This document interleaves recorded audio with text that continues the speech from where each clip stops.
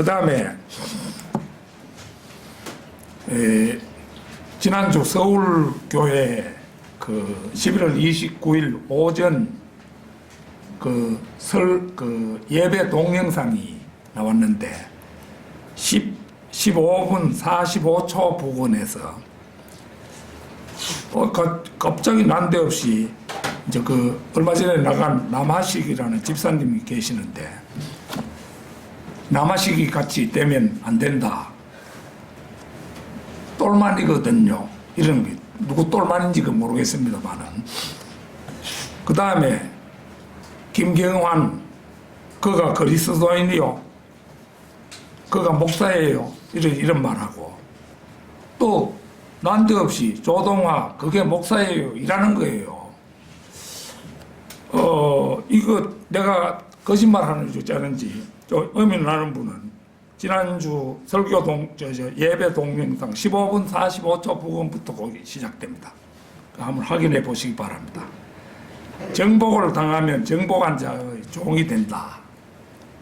베드로전서 2장 19절 말씀인데요.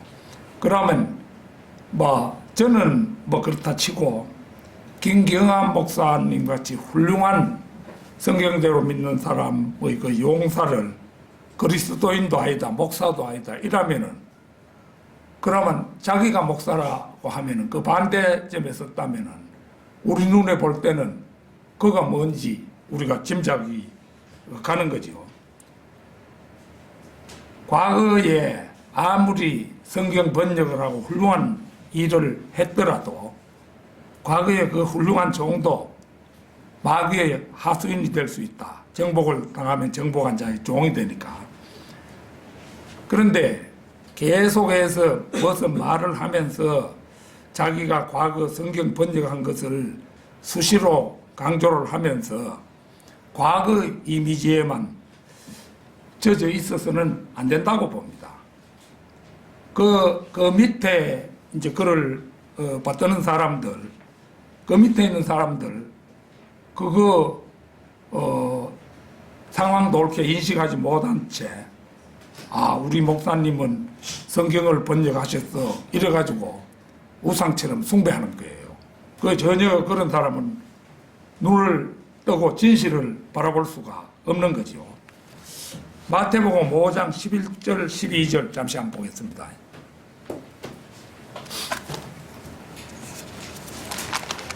마태복음 5장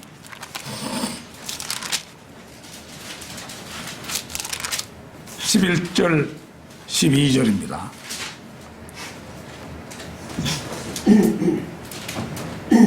나로 인하여 사람들이 너희를 욕하고 박해하고 거짓으로 꾸며 가진 악한 말로 너희를 거슬러 말할 때에 너희에게 복이 있나니 기뻐하고 크게 즐거워하라. 이는 하늘에서 너희의 상이 큼이라. 너희 앞서 있었던 선지자들도 그들이 이같이 박해하였느니라. 저는 지난주에 조동아 그게 목사예요. 그게 무슨 물건인지 그게 목사예요. 이랬지만 하나도 불쾌한 감정은 없었어요.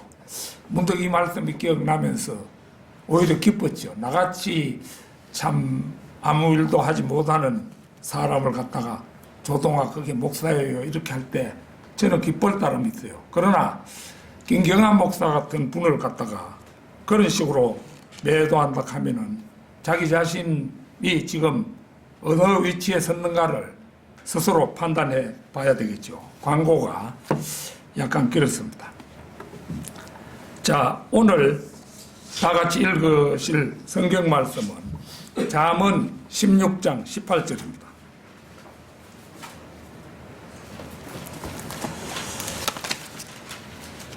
잠언 16장 18절.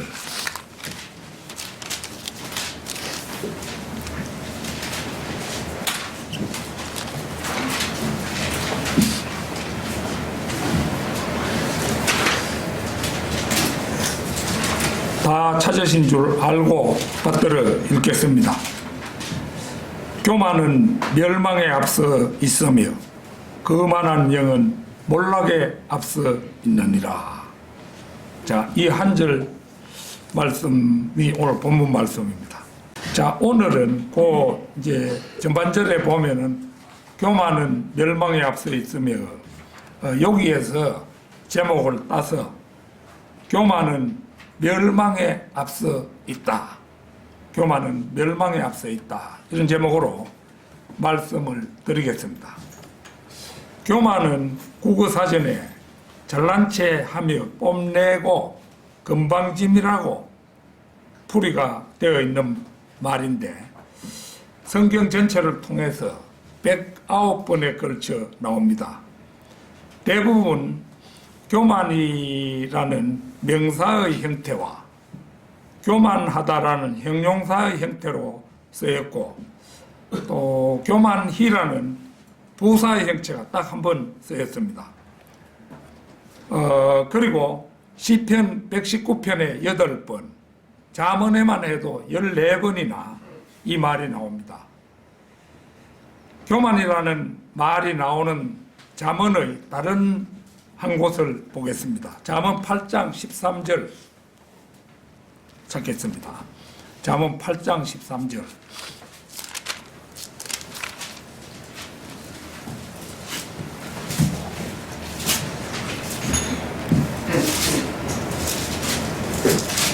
주를 두려워하는 것은 악을 미워하는 것이라. 나는 교만과 오만, 악한 행실, 완고한 입을 미워하느니라. 여기에서 주를 두려워하는 것, 이것이 지혜와 이제 동일시되는 말씀이지요. 이 말씀을 욥기 28장 28절을 보면은 주를 두려워함이 곧 지혜라는 그런 말씀에 비추어 보면 주를 두려워하는 것과 지혜는 같은 의미의 말이며 그것은 곧 악을 미워하는 것이라는 그런 의미가 되겠습니다.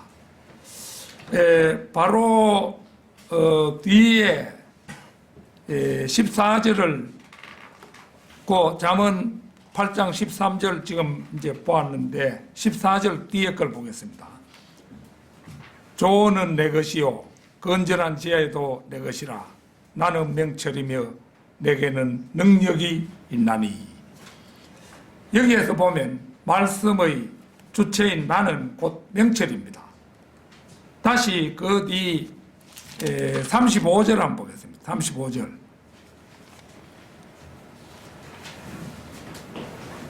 이는 나를 만나는 자마다 생명을 얻고 주의 은총을 받을 것임이니라.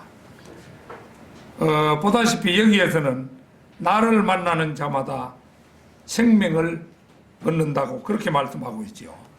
우리는 이 일련의 그 초적에서 주를 두려워하는 것, 이꼬르 지혜, 이꼬르 나, 이꼬르 명철, 이꼬르 생명이라는 그런 등식을 발견하게 됩니다. 이 모두에 해당하는 주인공이 누굽니까? 요한복음 14장 6절을 찾겠습니다. 요한복음 14장 6절.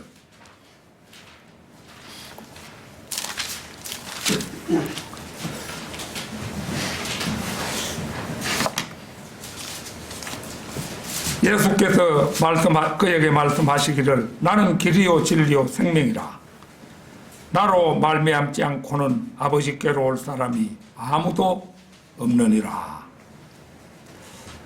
우리는 여기에 이르러서 길이요 진리요 생명이신 이분이 나이신 분인 지혜며 명철인 사실을 확인하게 됩니다. 이분은 육신으로 나타나신 하나님, 바로 그분이십니다. 잠언 18장 13절로 되돌아가 보십시다.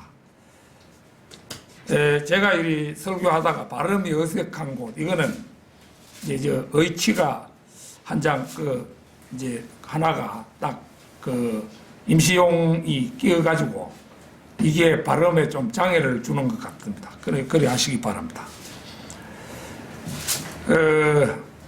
그래서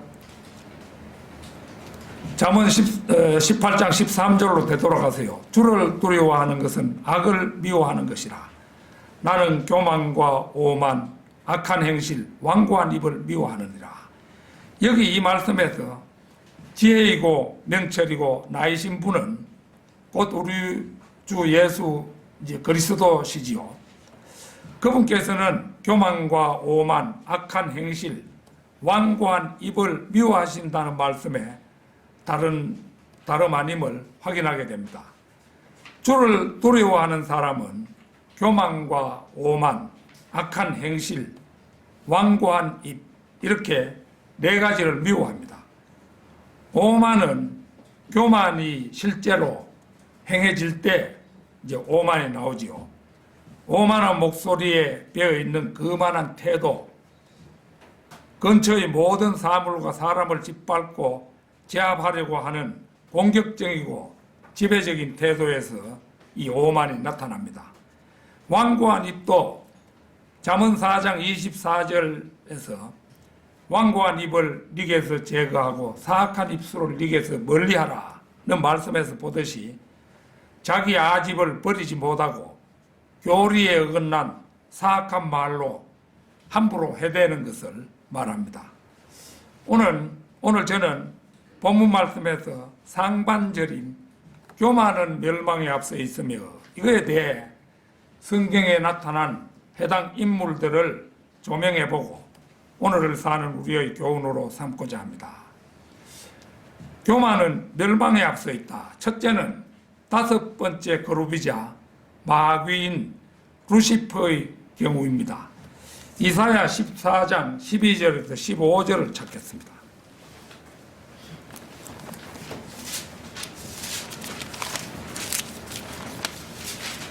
이사야 14장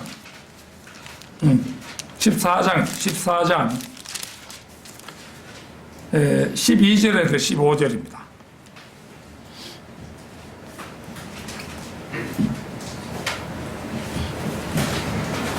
오 아침의 아들 루시퍼야, 네가 어찌 하늘에서 떨어졌느냐? 민족들을 연약하게 하였던 네가 어찌 땅으로 끊어져 내렸느냐? 이는 네가 네 마음속에 말하기를 내가 하늘에 올라가서 내가 내 보좌를 하나님의 별들보다 높일 것이요 내가 또한 북편에 있는 회중의 산 위에 앉으리라. 내가 구름들의 높은 곳 위로 올라가 내가 지극히 높으신 분같이 되리라 하였습니다. 그러나 너는 지옥까지 끌어내려질 것이요 구렁의 사면에까지 끌어내려지리라.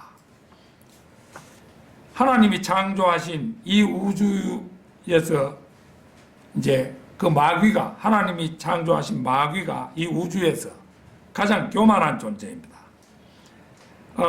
방금 읽은 부분에서 이는 네가 네 마음속에 말하기를 내가 하늘에 올라가서 내가 내 보좌를 하나님의 별들보다 높일 것이요 내가 또한 북편에 있는 회중의 산 위에 앉으리라. 내가 구름들의 높은 곳들 위로 올라가 내가 지극히 높으신 분같이 되리라는 대목이 보여주는 그대로 피조물이, 이 마귀도 엄연히 하나님이 창조하신 피조물이거든요. 피조물이 창조주보다 더 높아지려고 한 사실이 그 교만을 잘 보여줍니다. 그는 원래 하나님의 보좌 위를 덮는 그룹으로 창조의 아침에 천사들로 구성된 합창단의 지휘자로 하나님의 창조물 가운데 출중한 존재였는데 그 때문에 그는 교만한 생각을 가지게 되고 마침내 하나님께 대한 반역 사건을 일으킵니다. 욥기 41장 33절 34절을 찾겠습니다. 욥기 41장 33절 34절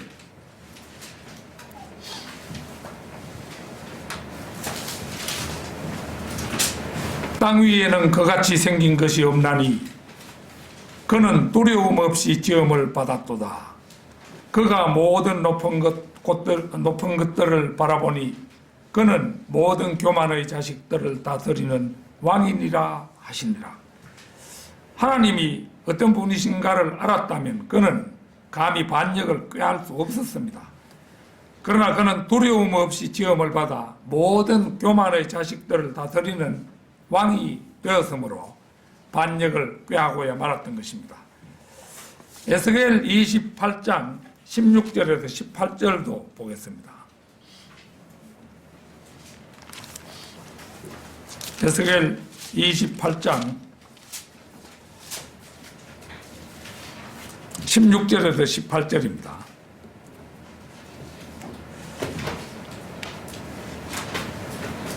네 상품이 풍부함으로 그들이 폭력으로 네 가운데를 채워서 네가 죄를 지었느니라. 그러므로 내가 너를 더럽게 여겨 하나님의 산에서 쫓아내리라. 오 덮는 거루바, 이 덮는 거루비 바로 루시퍼 사탄이죠. 내가 불의 돌들 가운데로부터 너를 멸하리라. 네 마음이 너의 아름다움으로 인하여 높아졌고 너는 네 지혜를 네 찬란함으로 인하여 변질시켰도다. 내가 너를 땅에다 던질 것이며 내가 너를 왕들 앞에 두어 그들로 너를 보게 하리라.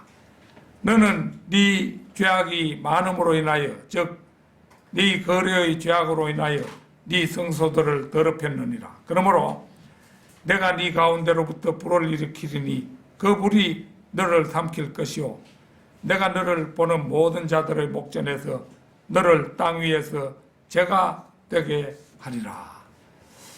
아직도 이 마귀는 공중 권세 잡은 자로서 이 세상의 신호로 왕성하게 활동하고 있습니다. 그러나 때가 되면 인간을 지옥으로 끌어넣던 역할에서 벗어나 마침내 최후의 때를 맞이하게 될 것입니다. 노아 홍수 때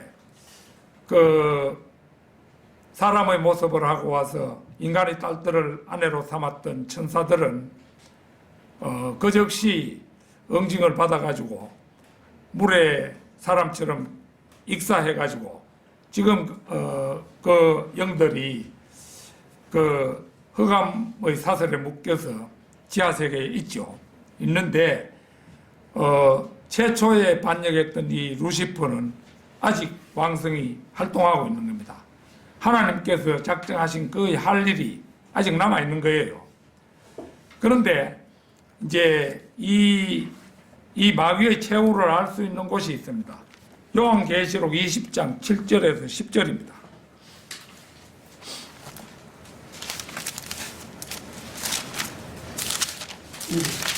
계시록 20장 7절에서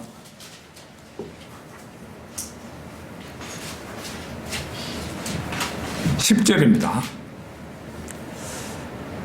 그 천년이 끝나면 사탄이 그의 감옥에서 풀려나 땅의 사방에 있는 민족들, 그러니까 이제 천년왕국 때가 되면은 이 마귀가 결박당해서 이제 지하 감옥에 갇혀 있다가 이제 그 천년왕국이 끝날 때쯤에 사탄이 한 번 더 풀려 나오는 거예요. 그래서 감옥에서 풀려나 땅의 사방에 있는 민족들, 곧 곡과 마곡을 미혹하려고 나가서 그들과 함께 모아 전쟁을 일으키리니 그 수가 바다의 모래 같으리라. 그들이 땅의 넓은 데로 올라가서 성도들의 진영과 사랑하시는 도성을 포위하니 하늘에서 불이 하나님께로부터 내려와 그들을 삼켜버리더라.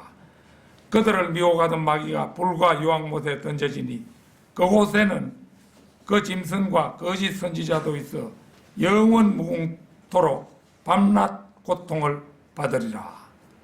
그래서 여기서 천년은 천년왕국 기간을 말하고 천년왕국의 끝에 끝없이 깊은 구렁에 갇혔던 마귀가 잠시 풀려나서 최후의 반역을 꾀합니다. 그러나 그의 무리는 하나님께로부터 나온 불에 의해서 패망하여 불과 유황못에 던져져서 영원 무궁토록 고통을 받게 되는 것이 마귀의 운명입니다.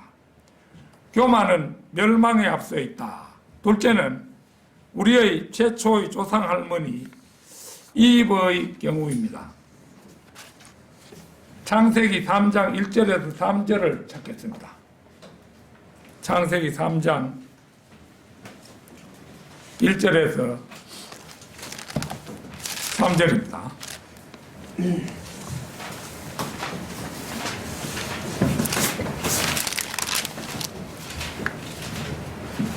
주 하나님께서 지으신 덜의 어떤 짐승들보다도 뱀은 더욱 강교하더라.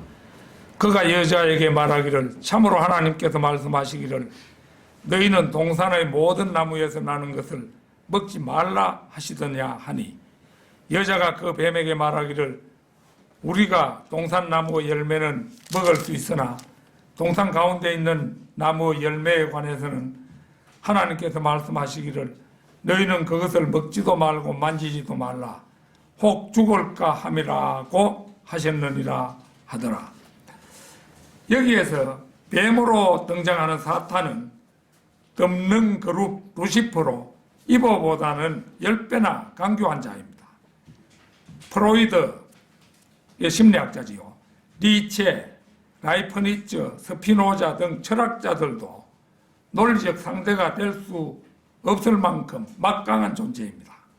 그런 존재가 하나님께로부터 듣지 않고 남편에게서 간접적으로 들은 사실에 대해서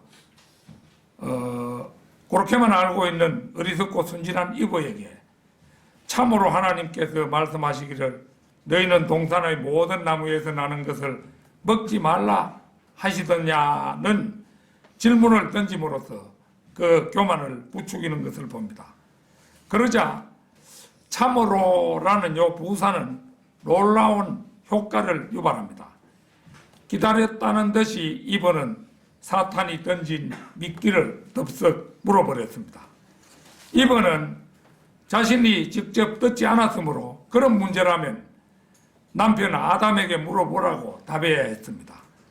그러나 이번은 자신이 그 문제에 대해서 잘 아는 듯이 우리가 동산 나무들의 열매는 먹을 수 있으나 동산 가운데 있는 나무의 열매에 관해서는 하나님께서 말씀하시기를 너희는 그것을 먹지도 말고 만지지도 말라 혹 죽을까 함이라 하셨느니라.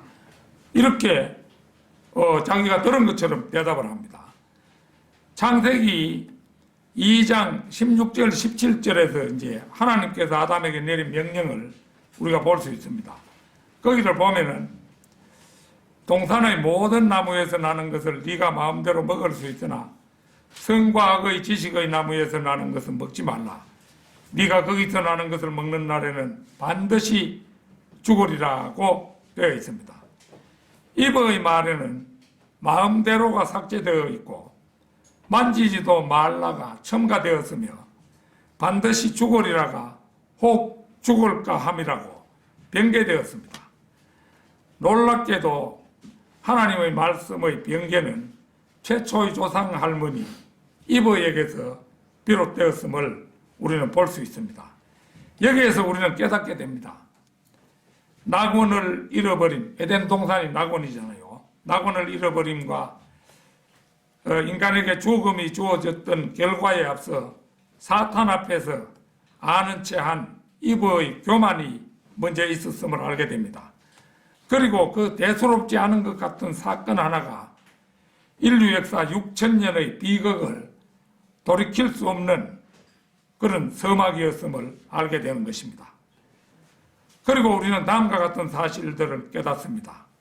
성경을 의심하고 성경의 의문을 제시하는 모든 근원이 사탄에게 있으며 지구상의 모든 죄는 하나님의 말씀을 삭제하고 덧붙이며 변개함으로써 저질러졌다는 것입니다.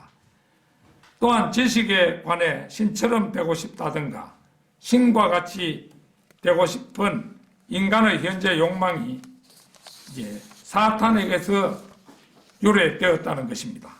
아울러 사람들이 사탄의 존재를 인정하든 안 하든 간에 사탄이야말로 지성세계에서 반드시 고려되어야 할 사항이며 인간은 사탄에게 귀를 내줌으로써 타락했고 자기의 의를 내세우며 책임을 전가하는 존재가 되었다는 사실입니다. 교만은 멸망에 앞서 있다. 셋째는 메데 페르시아 시절. 메데 페르시아를 이제 성경에도 메데 페르시아 이러지만은 일반 세상의 역사책에서는 그냥 페르시아라 이러죠. 유대인을 멸절시키려 했던 하만의 경우입니다. 에스더서를 한번 찾아보겠습니다. 에스더 3장 1절 2절입니다. 욥기 앞에 에스더지요. 에스더 3장 1절 2절. 이런 일 후에 아하수에로 왕이 아각인 함므다다의 아들 하만을 승격시켜 그의 자리를 그와 함께 한 모든 고관들 위에 두자. 왕의 문에 앉아있는 왕의 모든 신하들이 하만에게 절하고 경의를 표하였으니 이는 왕이 그에 대하여 그렇게 명하였음이더라. 그러나 모르드케는 그에게 절하지도 아니하고 경의도 표하지 아니하더라. 여기를 보면 하만은 아각인이라고 하죠. 이 아각은 사울이 이스라엘을 통치하던 기간에 아말렉인들을 다스리는 왕이었습니다. 이 아말렉인들은 이스라엘이 이집트에서 나왔을 때 그들을 공격한 첫 민족이었죠. 그 결과 하나님께서는 이 아말렉에 대한 특별한 원한을 가지시게 되었습니다. 그런데 여기 에스더서에서 아각인이라 한 데서 우리는 하만이 바로 그 아각의 후손임을 알게 됩니다. 원수는 외나무 다리에서 만난다는 말이 있지만 바로 이 아각의 후손인 하만과 유대인 사울의 후손 모르드케가 일대 대결을 벌이게 된 것은 참으로 공교로운 일이라 할 것입니다. 그런데 이 아각의 직계 후손인 하만이 왕의 총애를 입어 지금으로 치면 메데 페르시아의 국무총리 자리에 앉게 됩니다. 세계 대제국의 국무총리니까 대단한 자리죠.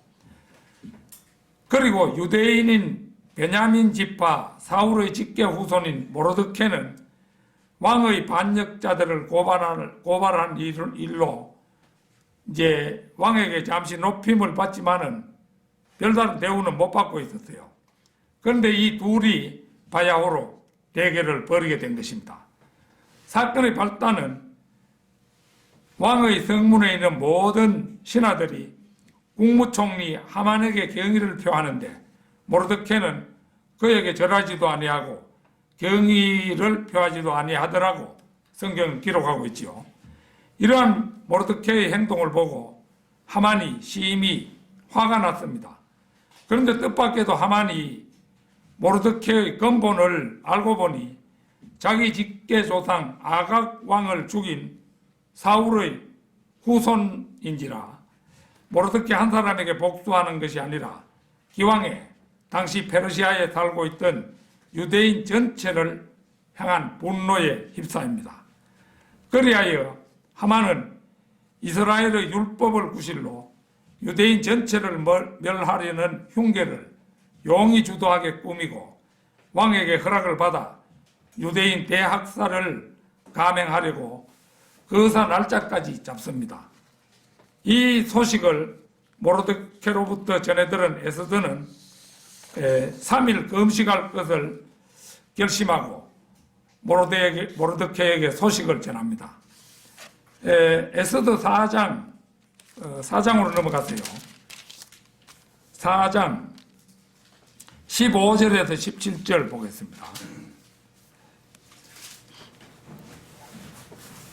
그러자 에스더가 그들을 시켜 모르드케에게 이런 회답을 보내도록 명하였으니 가서 수산에 있는 유대인들을 다 모아서 그리고 여러분은 나를 위하여 금식하되 3일 밤낮을 먹지도 말고 마시지도 마소서. 나와 나의 여종들도 마찬가지로 금식하리이다. 그리고 나서 내가 법을 어기고 왕에게 들어가리니 내가 죽으면 죽으리이다 하니라. 그리하여 모르드케가 가서 에스더가 자기에게 명한 대로 행하였더라. 여기에서 내가 죽으면 죽으리이다. 이 에스더의 한마디는 역사를 바꾼 한마디로 유명합니다. 이 결심대로 에스더는 전 유대인들이 금식하는 가운데 왕에게 나아가고 왕과 하만을 2번 잔치에 초대합니다. 만약 이 에스더가 이런 용기를 내지 않았다면 그때 페르시아에 살고 있는 유대인들은 하만에게 몽땅 죽었을 것이고, 그러면은 나중에 예루살렘으로 귀환할 때에 귀환할 백성도 없었겠지요. 아주 큰 이스라엘 백성을 살리는데 큰 일을 한 것이지요. 그리고 2번째 잔치에서 마침내 하만의 흉계를 폭로하여 제거하고 페르시아 전역에 살고 있는 유대인들을 구해내기에 이릅니다. 자, 그 뒤에 에스더 7장으로 넘어갑니다. 에스더 7장 8절에서 10절을 한번 보겠습니다.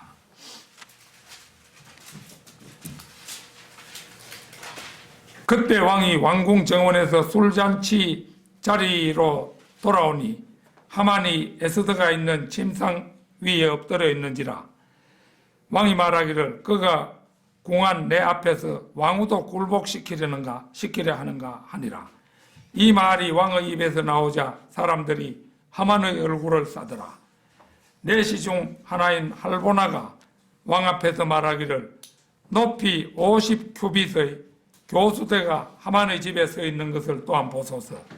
하만이 왕을 위하여 조언을 한 모르드케를 매달려고 만든 것이니이다 하니 왕이 말하기를 하만을 그 위에 매달라 하더라. 사실 모르드케는 이제 반역자들이 모의하는 것을 이제 왕에게 알려서 왕의 목숨을 구해준 생명의 은인이었어요. 우리가 그 앞에 자세히 읽어보면 그런 얘기 나옵니다. 그리하여 사람들이 하만이 모르드케를 위하여 준비한 교수대에 하만을 매달았더라. 그때서야 왕의 분노가 그치니라. 참으로 극적인 결말이죠. 하만이 자신에게 경의를 표하지 않는 모르드케를 메어 달려고 높이 50규빗, 한 규빗이 45cm입니다. 45 곱하기 50규빗 하면은 요새 높이로 치면 약 23m 정도 돼요. 굉장히 높지요. 23m면 아득하게 올라갑니다. 그래서 이 교수대를 이제 모르드케를 매달려고 했는데 내시인 할보나가 왕에게 이 사실을 고하자 왕은 하만 자신이 세운 그 교수대에 하만을 목매달라고 명령하지요. 세상의 극작가들은 작품을 쓸 때 극적인 결말을 맺기 위해 고심에 고심을 거듭하는데 이 대목을 보느라면 우리 하나님께서는 가장 극적인 결말의 원조이심을 보게 됩니다. 하만의 남에게 높임을 받고자 하는 교만한 성격은 곧 자기 자신의 파멸로 연결되었음을 봅니다. 만약 그 자신이 자신에게 절하지 않는 모르드케를 보았더라도 나는 이미 국무총리가 되었거니 제 하나쯤 나에게 절하지 않는다고 한들 그게 무슨 대수냐 하고 대범하게 보아 넘겼더라면 그의 지위와 부귀 영화는 그대로 유지되었을 것입니다. 그러나 모르드케로 하여 하만은 자제심을 잃어버리고 말았습니다. 페르시아의 그 왕도 이제 왕이 있는 서울을 말하는 거죠. 수산 전 성읍의 사람들이 모두 그에게 아첨하고 있음에도 하만은 단 한 사람 모르드케가 자신을 무시하고 있다는 이유로 억제할 수 없도록 화가 나버린 것입니다. 하만의 이러한 교만과 분노 조절 실패는 자신에게 화가 되고만 좋은 예를 우리는 여기에서 이제 목도할 수가 있지요. 결국 하만의 교만이 그 자신을 파멸로 이끌고 말지만 모르드케 한 사람이 자신에게 절하지 않았음을 이유로 모든 유대인을 죽이려 불합리한 욕망은 실로 사탄적이라고 할 수 있습니다. 아울러 이 점은 그가 적그리스도 예표 가운데 하나임을 잘 보여준다 할 것입니다. 교만은 멸망에 앞서 있다. 넷째는 헤롯 아그리파 1세로 헤롯 대왕의 아들 헤롯입니다. 사도행전 12장 21절에서 23절 한번 찾겠습니다. 사도행전 12장 21절에서 23절입니다.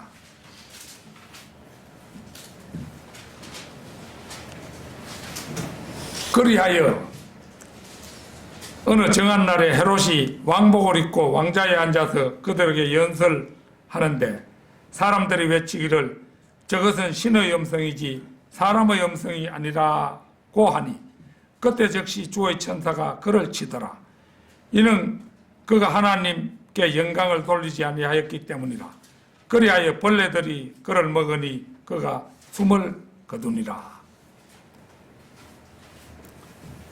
내망령 일으키는 그런 균이 즉시 침입했는지 하여튼 그 요세푸스의 정언에 의하면 이 헤롯 아그리파가 죽는데 한 5대 정도 걸렸다.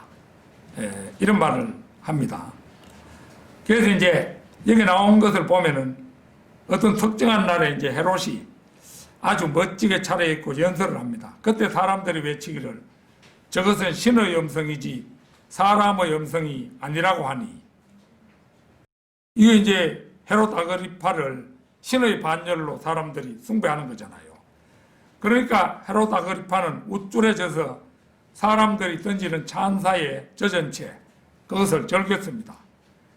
만약 헤롯이 즉시 자신의 연설을 멈추고 그의 청중을 꾸짖었다면 그는 목숨을 구했을는지도 모릅니다. 그러나 그는 그렇게 하지 않았습니다. 그는 오히려 우쭐해져서 사람들의 찬사를 느긋이 즐기고 있다가 주의 천사가 친 불의의 일격에 쓰러지고 말았던 것입니다. 이 대목에서 우리의 내리에는 모세의 경우가 생각납니다. 민수기 20장 10절에서 12절 찾겠습니다. 민수기 20장 10절에서 12절입니다.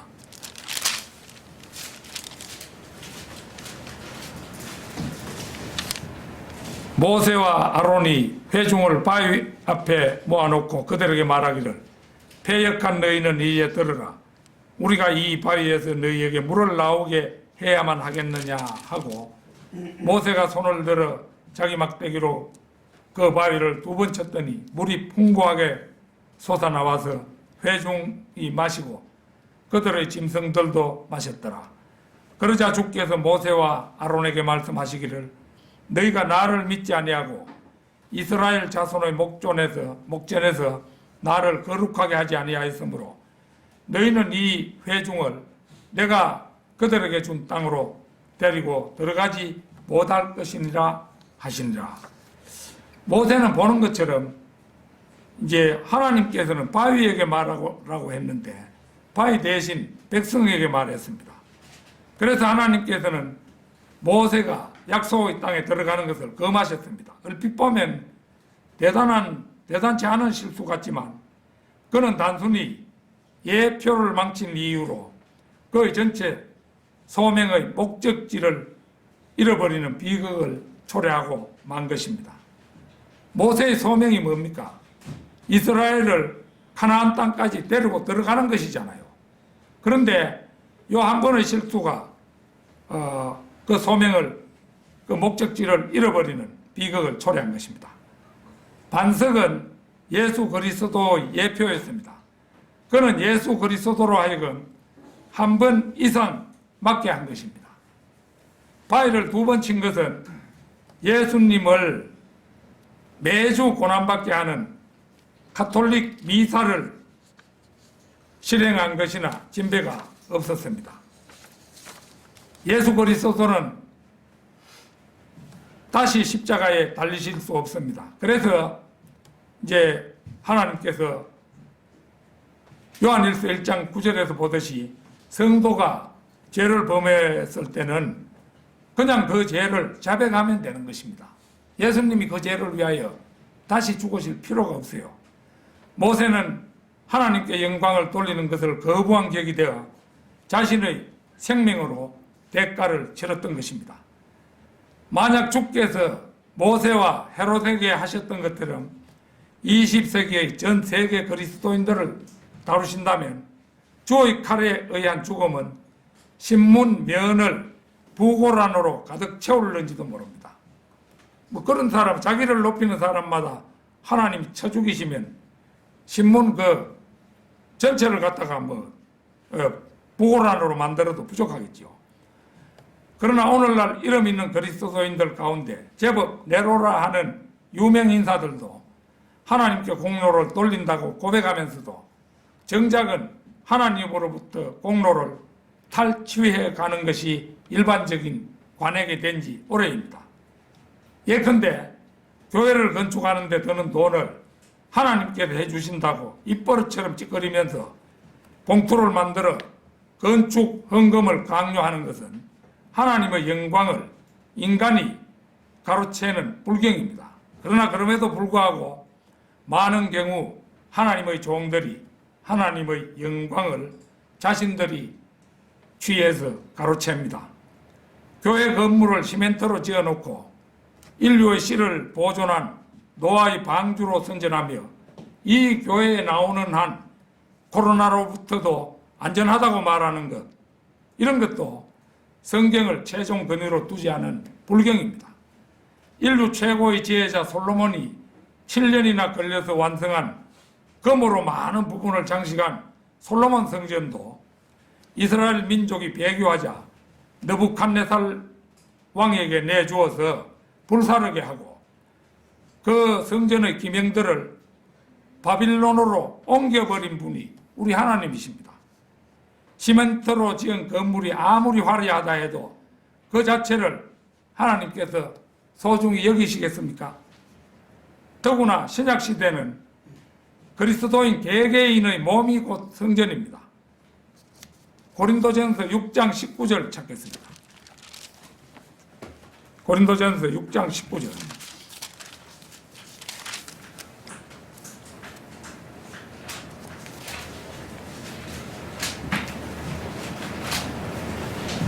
또한 너희 몸은 너희가 하나님으로부터 받은 바 너희 안에 계신 성령의 전인 것을 알지 못하느냐.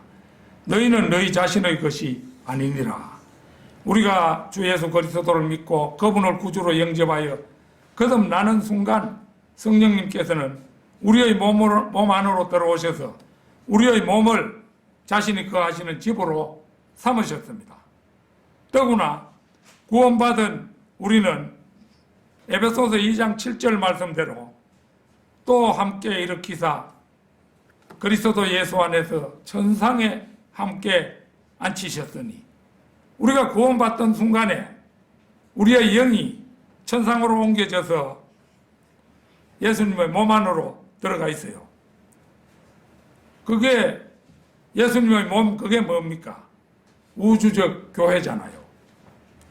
그러니까 우리는 그 한 부분이 이미 되어 있는 겁니다. 따라서 지상의 예배당 건물은 아무리 크고 화려하게 지었더라도 그것은 예배드리는 장소일 뿐 그 이상도 그 이하도 아닌 것입니다.